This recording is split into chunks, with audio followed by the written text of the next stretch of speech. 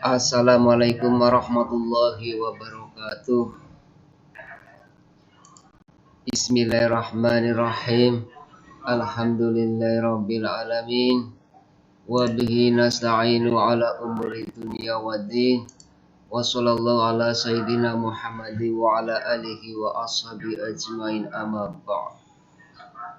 Saudara-saudara kaum muslimin muslimat dimanapun berada, dan segenap warga negara Indonesia pada umumnya, perkenankanlah saya hadir kembali dalam menyampaikan watawassobil haq watawassobis sob.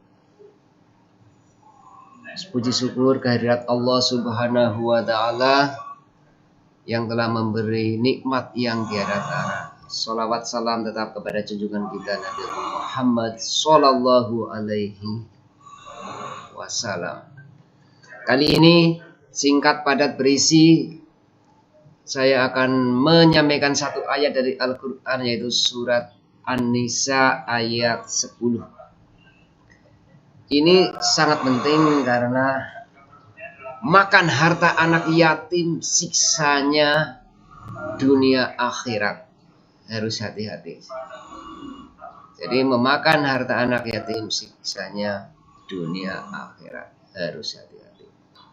Biasanya orang-orang yang ditinggal mati oleh ayah bundanya atau orang tuanya kadang-kadang punya adik yang masih kecil-kecil, dan hartanya biasanya dikuasai oleh kakak-kakaknya. Dan ketika adik-adiknya sudah besar menanyakan hartanya, dijawab sudah habis untuk membiayai kamu sekolah, padahal dimakan oleh kakak-kakaknya.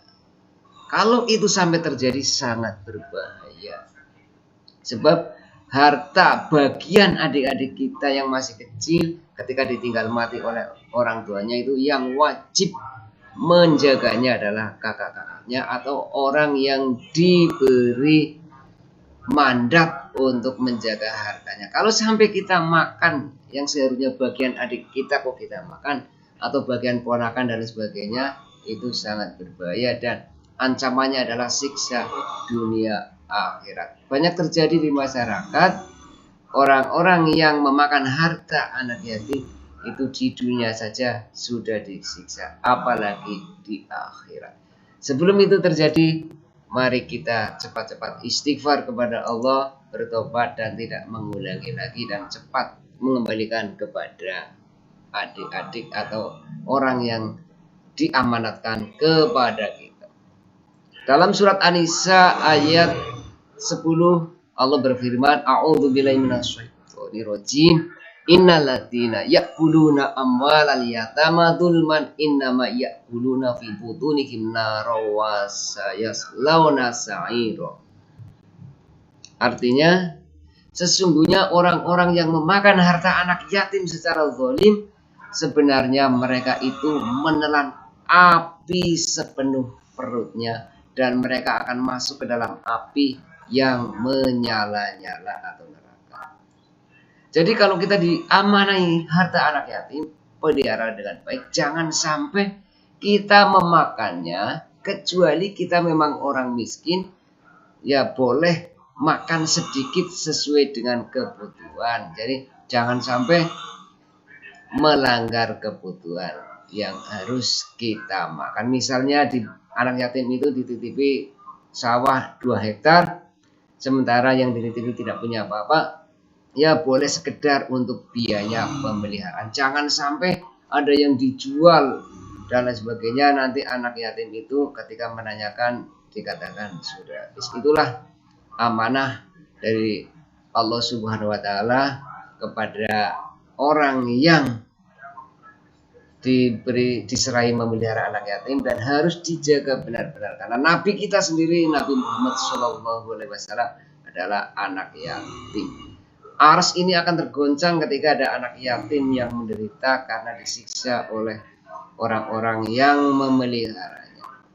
Semoga ayat ini bisa menjadikan inspirasi bagi kita dan lebih semangat untuk mengasuh atau mendidik anak-anak yatim, karena itu adalah aset dunia untuk bekal akhirat bagi kita yang diamanai oleh Allah, punya banyak harta dan banyak kesempatan. Itulah sekelumit ayat Al-Quran. Innalladzina ya'kuluna amwalal yatama dzulman innama ya'kuluna fi butunihim naron wa sayaslawna sa'ira. Sesungguhnya orang-orang yang memakan harta anak yatim secara zalim, sebenarnya mereka itu menelan api sepenuhnya perutnya, dan mereka akan masuk ke dalam api yang menyala-nyala. Mudah-mudahan semua ini tidak ada pada diri kita, dan kita senantiasa menjalankan amanah agama ini dengan seluruh-seluruhnya ila yaumil akhir, dan mudah-mudahan kita semuanya husnul khotimah ketika kita menghadap Allah Azza wa Jalla. Wallahul muwaffiq ila aqwamit thoriq. Ihdinas siratal mustaqim, siratal anbiya'i wal mursalin. Afu minkum. Wassalamualaikum warahmatullahi wabarakatuh.